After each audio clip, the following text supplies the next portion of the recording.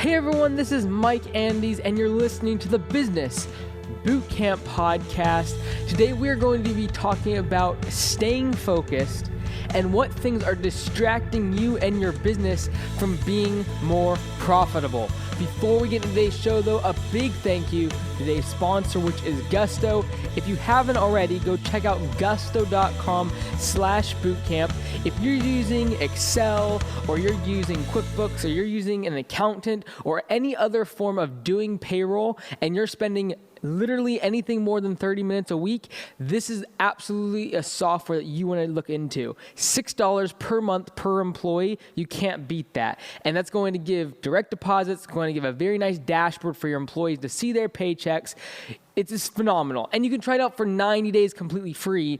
Just go to gusto.com/bootcamp, and I promise you, you will not be disappointed. I have yet to meet anyone that has tried out Gusto and switched to another software, and that says a lot.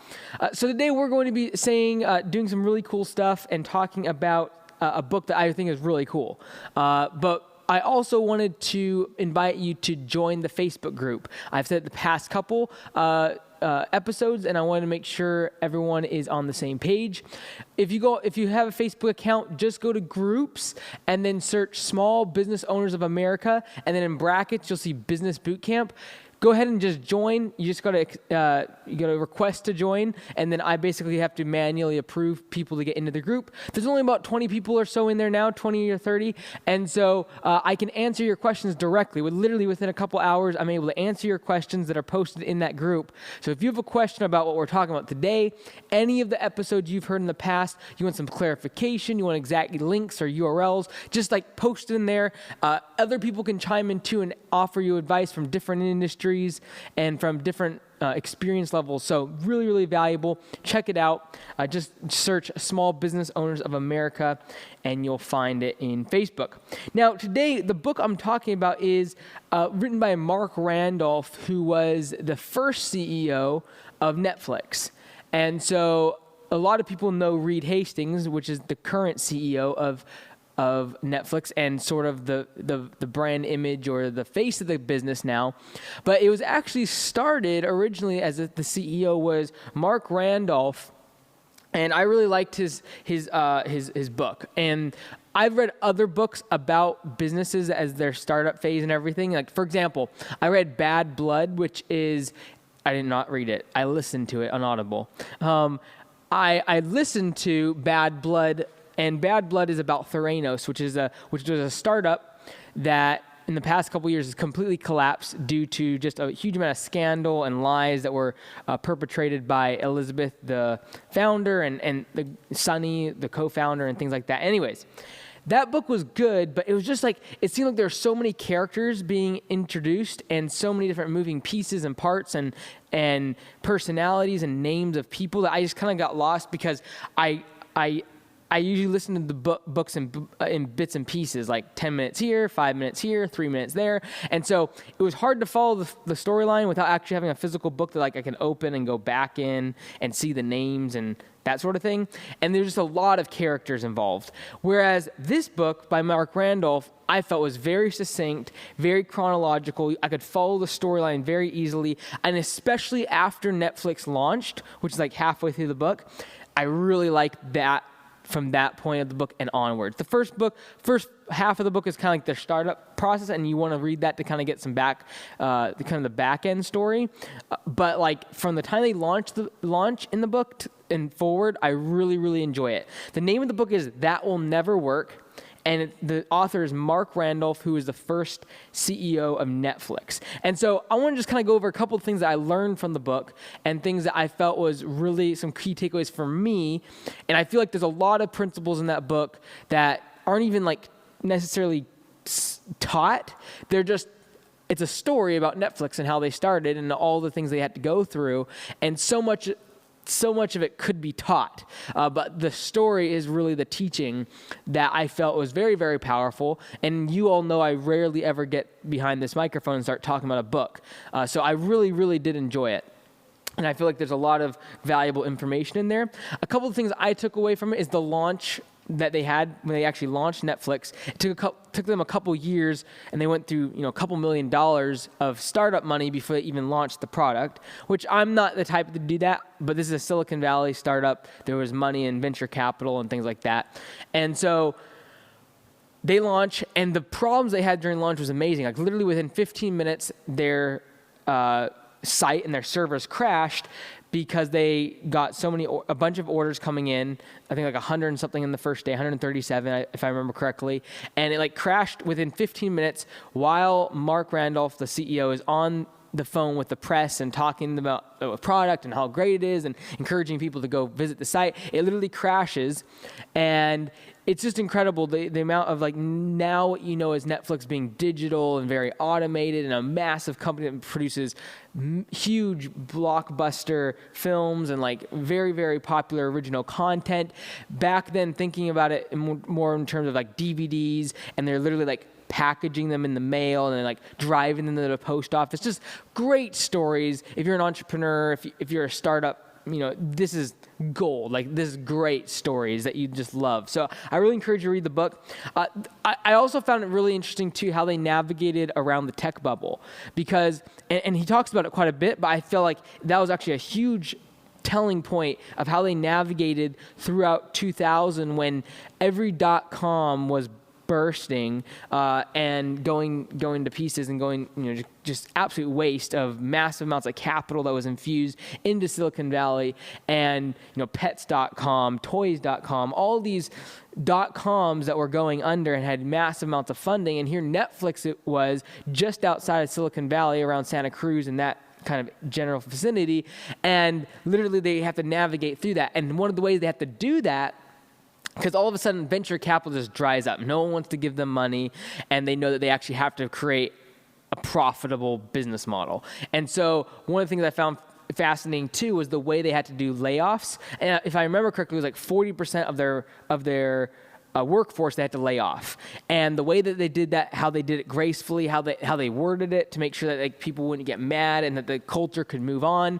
And just the way that they formed the culture right from the get-go at Netflix was very interesting to me, and how they sustained that as they continued to grow to 300, 400, 500 people, still maintaining that feeling of, like, for example, their first day, a new hire would go into a room and have all these costumes that they could pick from that were from action films and different types of movies and things like that. And so they could choose a costume, and then they would wear that for their first day at the office. And just little things like that culturally, and the way that they really were a pioneer in culture in terms of allowing the culture to dictate what people did instead of making rules, regulations, policies, and really less of a policy-driven culture.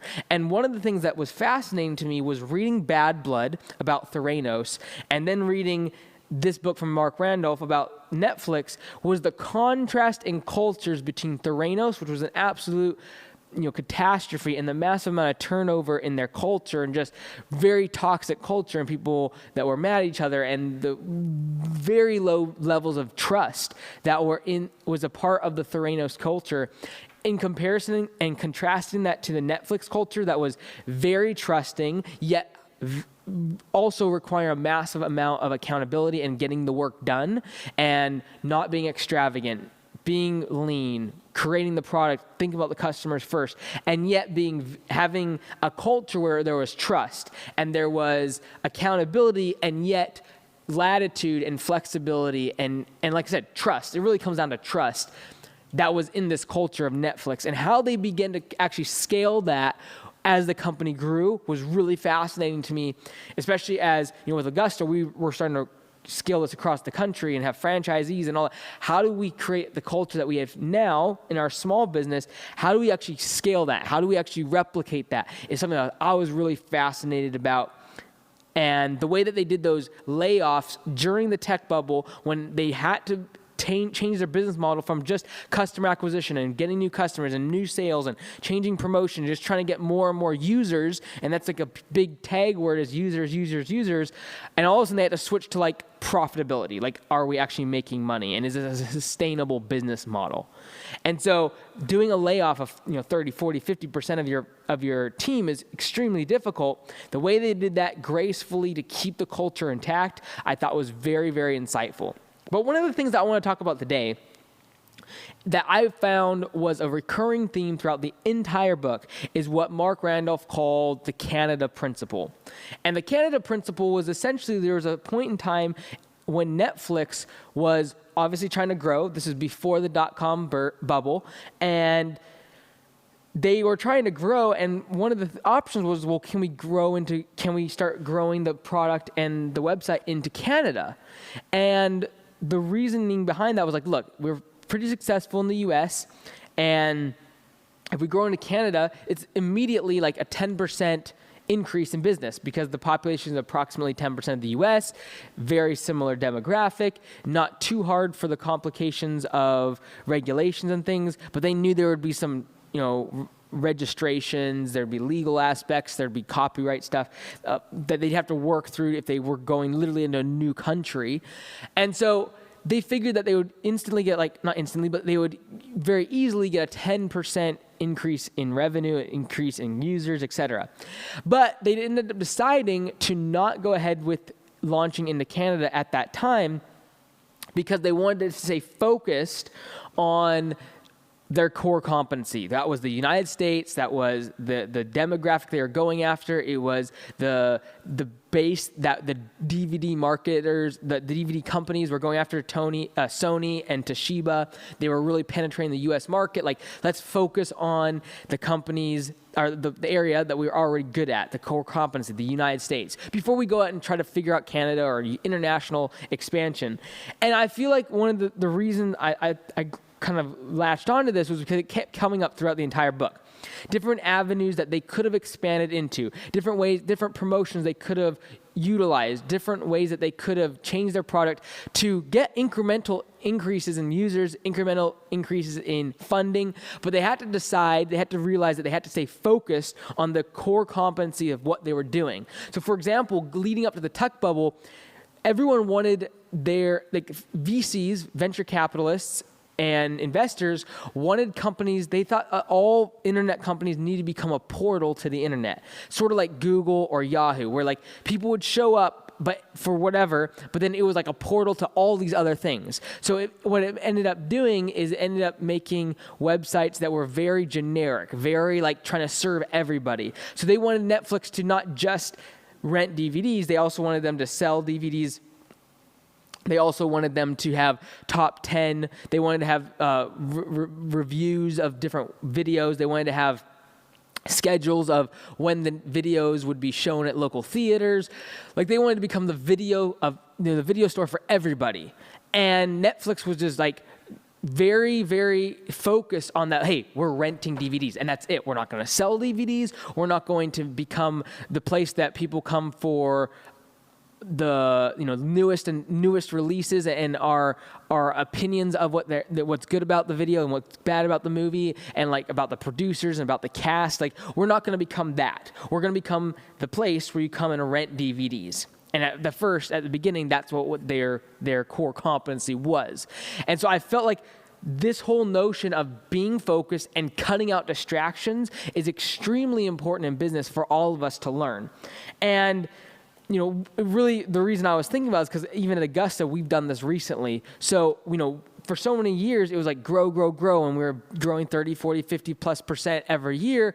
And a lot of the ways you can do that is just by adding services or adding products, whatever industry you're in. And so for us, we added artificial turf. We added tree services. We added irrigation and material delivery and all these other things that accounted for a lot of our revenue growth, right?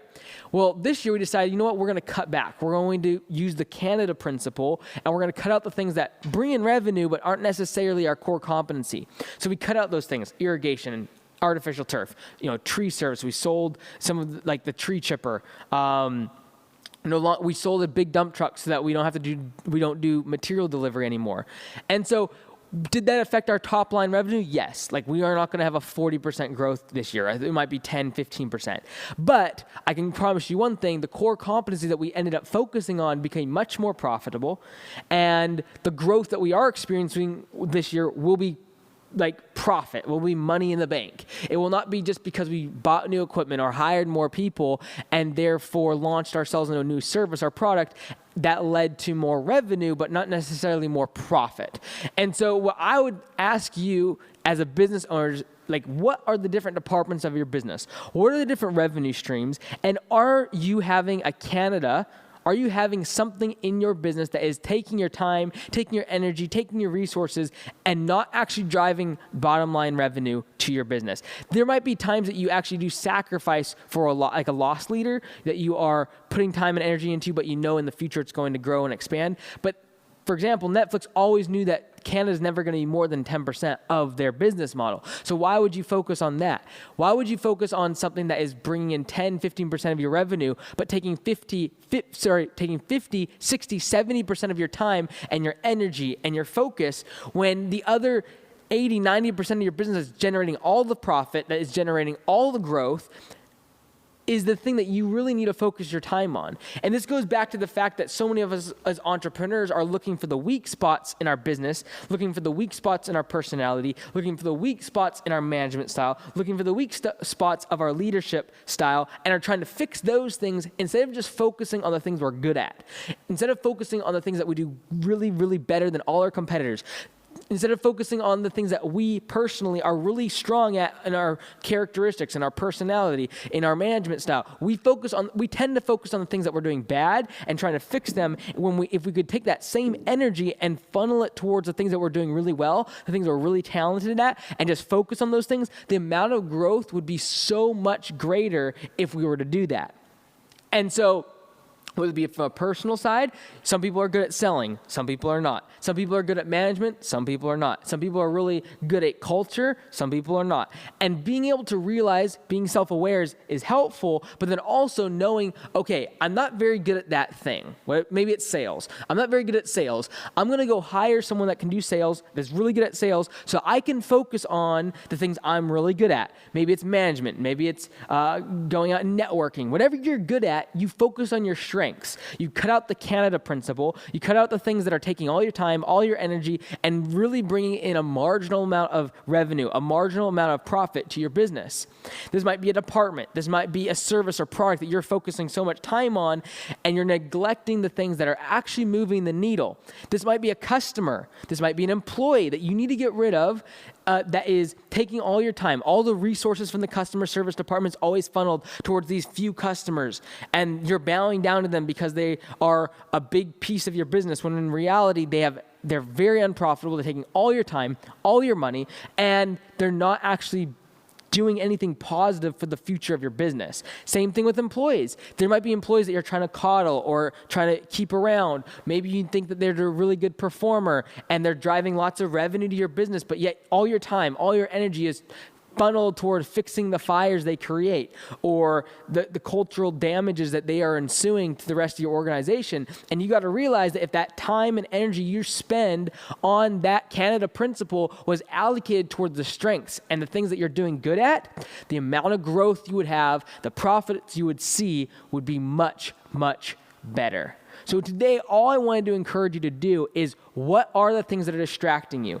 What are the things that are not allowing you to focus on the core competencies of your business or the core competencies of your management style, the core competencies of your abilities? Focus on those things and cut out the distractions. You're listening to Mike Andes on the Business Bootcamp podcast. Until next time, be great, because nothing else pays.